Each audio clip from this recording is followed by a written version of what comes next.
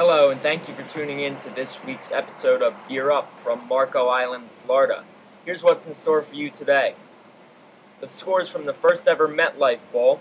Michael Vick signs a big contract with the Philadelphia Eagles, and with division races heating up in the MLB, I make predictions on the AL and NL MVPs and Cy Youngs. I'm Michael Peters, and you're watching Gear Up. The Jets defeat the Giants in the first ever MetLife Bowl yesterday. Former New Meadowlands Stadium was named the MetLife Stadium recently. The Jets defeated the Giants 17-3. Plaxico Burress did not have any catches in his first game against his former team. Sources report that Michael Vick and the Eagles agreed on a 6-year, $100 million contract. Vick is 31 years old now. Remember, he went to prison for 18 months. A few years ago after playing with the Atlanta Falcons.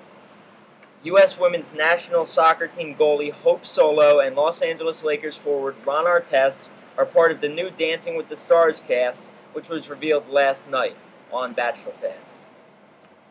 NBA player Wilson Chandler will play in China this season.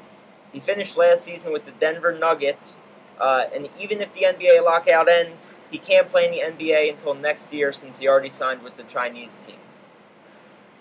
There are two key injuries in Major League Baseball, both with teams who could be possible playoff contenders. The Rangers' Nelson Cruz is expected to miss 3 weeks with a hamstring strain, and the Yankees' Alex Rodriguez gets an MRI on his left thumb yesterday in New York. He's day-to-day and questionable for tonight's big game, series opener, Yankees vs. Red Sox. That's also my game of the week this week. The Yankees are 1.5 games back of the Red Sox in the AL East. They're looking to win the wild card. They're atop that now. But you know the big rivalry between the Yankees and Red Sox. They would like to win the division this year.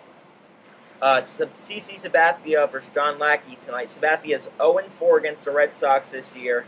And the Red Sox have won 10 out of 12 games against the Yankees this year. With the MLB regular season almost over, all eyes are turning towards the MVP and Cy Young races.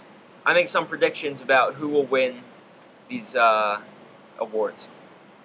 My AL MVP is Curtis Granderson of the New York Yankees. He leads the American League in home runs with 38, RBIs with 107, and runs scored with 122, and also has 24 stolen bases on the season. He is also a great fielder in center field. Can't get much past him. My NL MVP is Matt Kemp of the Los Angeles Dodgers. He leads the NL in home runs with 31, has a .319 batting average, 35 stolen bases, and 100 RBIs. He could have a 40-40 season this year, and he means a lot to the Dodgers. My AL Cy Young is Justin Verlander. He won 8 games in his last 8 starts. He leads the AL in wins, inning pitch, strikeouts, and whip and win percentage.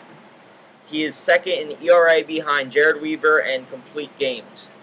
And without him, the Tigers might not have made the might not make the playoffs. My NL Cy Young is Clayton Kershaw. He leads the National League in wins, innings pitched, strikeouts. He is second in ERA, whip, win percentage, and complete games. He won 9 out of his last 10 starts, which is tough to do, especially with the Dodgers offense, who are 25th in the MLB in runs scored. Now, this has been a long debate whether pitchers should be considered for the MVP awards.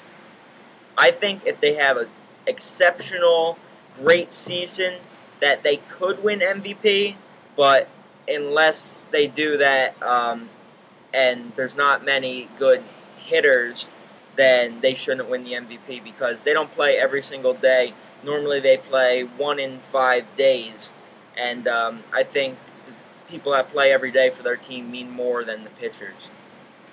That's going to do it for today's episode of Gear Up. Shortened episode since I'm on vacation, but thank you for tuning in, and have a wonderful day. What are you doing?